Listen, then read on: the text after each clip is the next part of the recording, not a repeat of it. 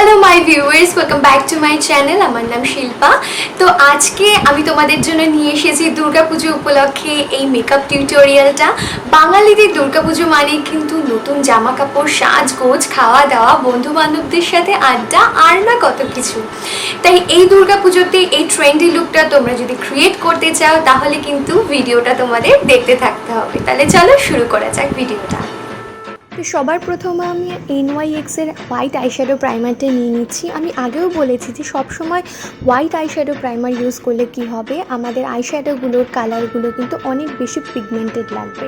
আর যেহেতু আমি আজকে একটা কালারফুল লুক করছি, তাই কিন্তু এই হোয়াইট আইশ্যাডো প্রাইমারটা কিন্তু খুব ইম্পর্ট্যান্ট। তো প্রথমে আমি নর্মাল ব্রাশ দিয়ে অ্যাপ্লাই করে তারপরে একটা বাফিং ব্রাশ দিয়ে আমি আমার আইশ্যাডো প্রাইমারটাকে খুব সুন্দর করে ব্লেন্ড করে নিচ্ছি। আজকে আমি এটাকে পাউডার দিয়ে সেট করব না, তো তাই জন্য ব্লেন্ড খুব সুন্দরভাবে ব্লেন্ড করার পরে কিন্তু আমি এটার উপরে ডাইরেক্ট আইশ্যাডো অ্যাপ্লাই করব।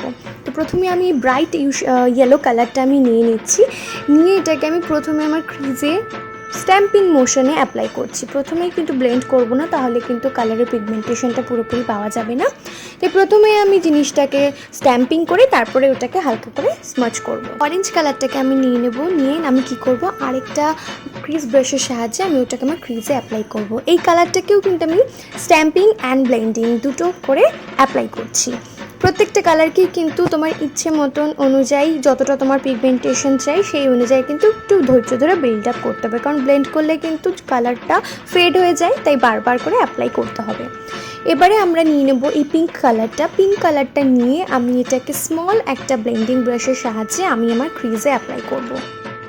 তো ভালো করে জিনিসটাকে ব্লেন্ড করতে হবে যাতে প্রত্যেকটা কালার একটার সাথে খুব সুন্দরভাবে মিশে যায়। আর অবশ্যই তোমরা যখন ব্লেন্ড করবে যদি মনে হয় যে আগের কালারটা ঢেকে গেল, তাহলে কিন্তু আবার সেই আগের কালারটা নিয়ে তুমি আবার অ্যাপ্লাই করতে পারো। লাইক এখন পিঙ্ক নিয়ে পিঙ্ক মনে হচ্ছে, তো তোমরা চাইলে আবার কিন্তু অরেঞ্জটাকে নিয়ে আবার অ্যাপ্লাই করে দেন আবার পিঙ্ক অ্যাপ্লাই করতে পারো। এটাই কিন্তু ব্লেন্ডিংয়ের সিক্রেট। এবারে আমি এই পার্পল কালারটা নিয়ে নেব। পার্পল কালারটা নেওয়ার পরে আমি এটাকে একটা ফ্ল্যাট ব্রাশের সাহায্যে আমি আমার আইলিডে অ্যাপ্লাই করে নেব। তারপরে আমি আবার ব্লেন্ডিং ব্রাশটা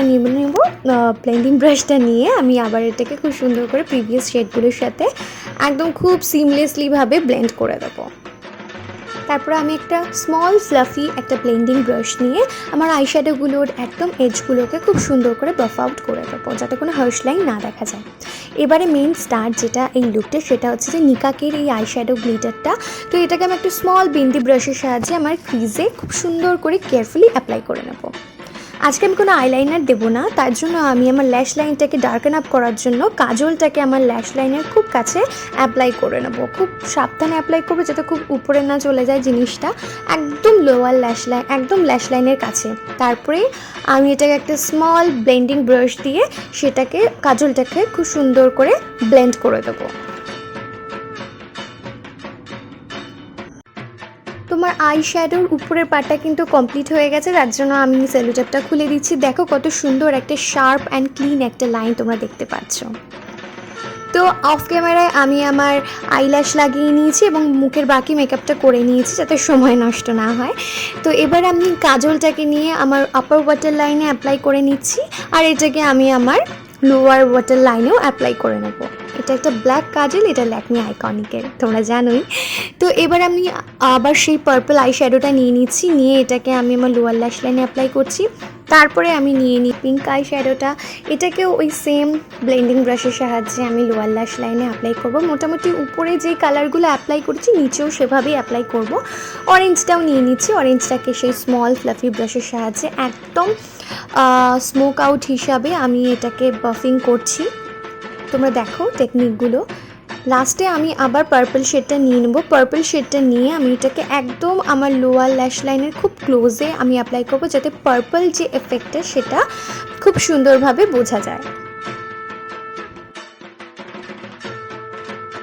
হাইলাইটার নিয়ে আমি আমার আইব্রো বোনটাকে হাইলাইট করে নিচ্ছি, আর সেম হাইলাইটার দিয়ে কিন্তু আমি আমার ইনার কর্নারটাকে হাইলাইট করে নেব। আইব্রো বোন আর ইনার কর্নারটা হাইলাইট করলে কিন্তু আই লুকটা অনেক সুন্দর লাগে বেশি। এবারে আমি লাস্টে লিপ লাইনার ইউজ করছি। লিপ লাইনার ইউজ করার পরে আমি লিপস্টিক অ্যাপ্লাই করব। তো তোমরা চাইলে এটার সাথে কিন্তু নিউড লিপসও পেয়ার আপ করতে পারো, কিন্তু যেহেতু ফেস্টিভ সিজন তাই জন্য কিন্তু আমি লুকটাকে অনেকটা বেশি গ্ল্যামারাস করার জন্য এটার সাথে একটা বোল্ড লিপস্টিক অ্যাপ্লাই করেছি। এটা মেবলিন ক্রিমি ম্যাটারই একটা কালারটা আমি ডেসক্রিপশন বক্সে তোমাদের জন্য দিয়ে দেবো, যে প্রত্যেকটা প্রোডাক্ট কী আমি ইউজ করেছি মেকআপ লুকটা ক্রিয়েট করার জন্য সমস্ত প্রোডাক্টের ডিটেলস কিন্তু ডেসক্রিপশন বক্সে দেওয়া থাকবে। তো তোমরা দেখে নিলে কিভাবে এই লুকটা ক্রিয়েট করতে হয়। দেখে মনে হলো হয়তো একটু কঠিন, কিন্তু বিশ্বাস করো প্র্যাকটিস যদি করো তাহলে খুব সহজেই তোমরা এই লুকটা ক্রিয়েট করতে পারবে। যদি আমার ভিডিওটা ভালো লেগে থাকে, হেল্পফুল মনে হয়, তাহলে অবশ্যই এটাকে লাইক করো, কমেন্ট সেকশনে জানাও তোমাদের কেমন লাগলো, ভিডিওটাকে তোমার বন্ধুদের সাথে শেয়ার করো, আর আমার চ্যানেলটাকে কিন্তু সাবস্ক্রাইব করতে একদম ভুলো না। পুজোতে সবাই খুব মজা করো, খুব ভালো থেকো, টাটা।